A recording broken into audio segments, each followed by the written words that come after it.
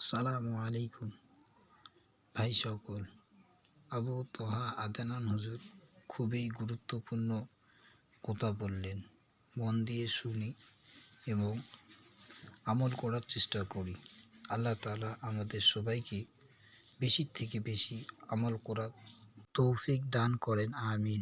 আপনারা আমার জন্য কষ্ট করেছেন, মানুষের মার খেয়েছেন, গাল খেয়েছেন, তাকে 15 বার হত্যা করার চেষ্টা করা হয়েছে, তাকে দেশ থেকে বের করে দেওয়া হয়েছে, গলায় দড়ি পেঁচিয়ে টান দেওয়া হয়েছে, পিঠের মধ্যে উঠে নাড়ি ভুড়ি চাপানো হয়েছে, দাঁত ঘুষি মেরে দাঁত ফেলে দেওয়া হয়েছে, মাথা ফাটিয়ে দেওয়া হয়েছে, পা ভেঙে দেওয়া হয়েছে। কাদের জন্য? তার জন্য।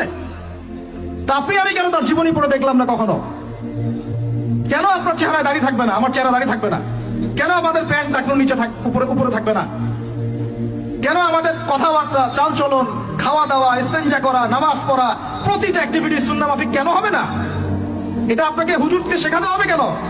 এটা তো আপনার দায়িত্ব শেখা, নিজের দায়িত্ব।